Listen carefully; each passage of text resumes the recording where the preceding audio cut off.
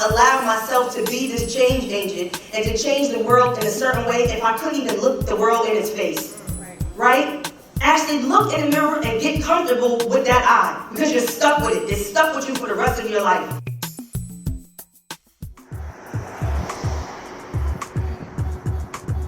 Hello, my name is Ashley Muhammad. I am a wife, mom, entrepreneur, philanthropist. I do a lot of things, but I think what I am most proud of is my company, Be Iconic, and what our message is for the world. Be Iconic was actually born in my husband and I's project apartment in Harlem, and it really is a love letter to the world, honestly. We want to change the world one self-esteem at a time. I grew up extremely insecure. As you can see, my left eye is my birthmark, and it's not the same color as my right eye. And you know, kids can be very cruel. It was never just Ashley, it was always Ashley with the eye, or the one-eyed girl with the glasses. Unfortunately, when people say things to you, those words stick and those words are harsh. But I think that if you build up your own self-confidence and you build up enough love within yourself, you're able to start to kind of block out that noise. And I think nowadays more than ever, when social media is like running rampant with just people being, you know, not so nice and being so comfortable saying and mean and hateful things, I think that that love of self is the only thing that's really going to carry us through, because if we let whatever anybody said to us affect who we are as a person on a day-to-day, we would all be doomed. We want to, you know, touch people on a very different level. And, you know, as of late, my mission has now become to get people, especially people of color, to see value in our names. A lot of times we think that value has to come from something European with their name attached to it. And I just want more people that look like us to understand that there's so much power in our names and there's so much power in Black creativity. The name Be Iconic was inspired by what I inspired to be, actually. My friend Tiana and I came up with the name together. She was saying like, it has to be something bold and it has to be something daring. And I was like, she was like, what about like icon? And I was like, what about Be Iconic? And she was like, yes, and we could spell it like EYE. And I was like, brilliant, that's perfect.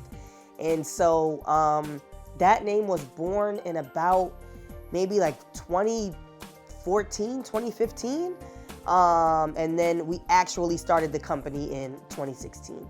The Iconic pieces are all so we like to hone in on our comfy, cute apparel. That is what we are into all day long. You can dress our apparel up from the daytime, you can wear it to work, and then you can throw it on with a heel or a cute shoe, and you can wear it out in the evening. We really, really take pride in that because we understand that people have really busy, hectic lives. Yes, sometimes tight clothes are nice, but sometimes you just want to throw something on and feel put together and not have to worry about, you know, will I look too big in this, or, you know, will I look too small in it? And so we go from, you know, sweatsuits to windbreaker jackets. We've had dresses before, t-shirts, you know, accessories, socks, bracelets. So we do it all. To get into the kind of BTS of what a day in the life of running Be Iconic looks like, you're pretty much looking at her. I've recently just hired, essentially, I guess you could say like a virtual assistant, which was a huge step for me because I've always, you know, wanted to have employees and I've always wanted to be able to bring people on, but I always wanted to be able to, you know, compensate them adequately.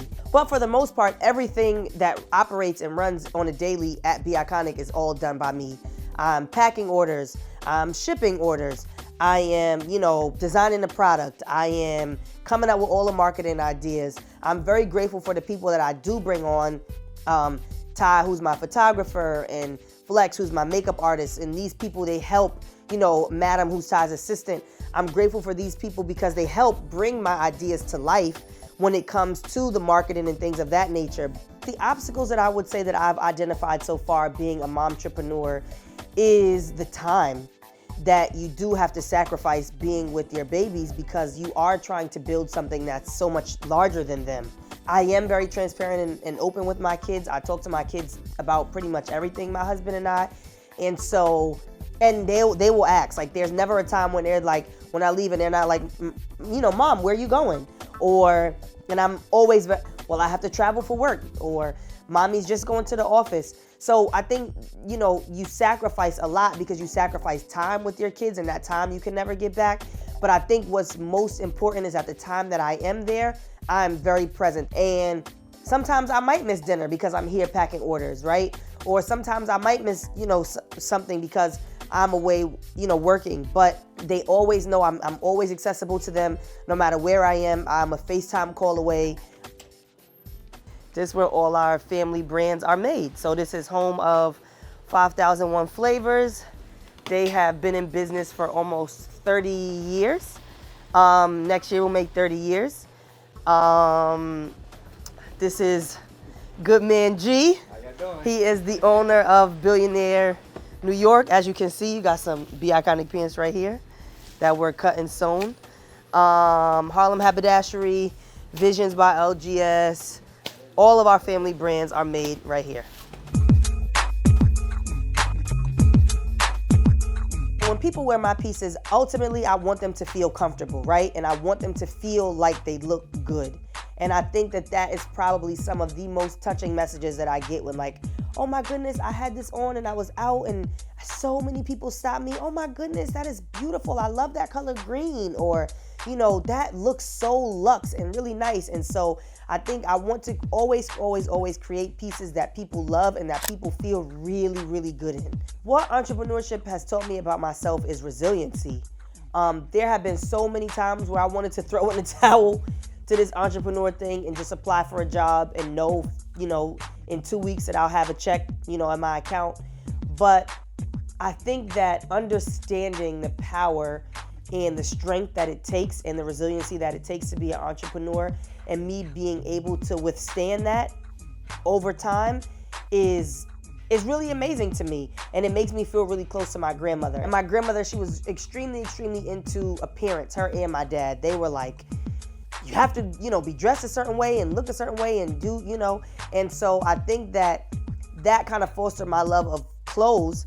Adult Ashley would absolutely tell young Ashley that it's going to be okay, that these people really do not mean you any good, and they actually don't love you. I know it feels like love, right? Because you're gravitating towards something that you felt like you were missing, but these people do not mean you well. These people aren't, they're not even going to matter. This is a test that you need to go through just to get to the other side.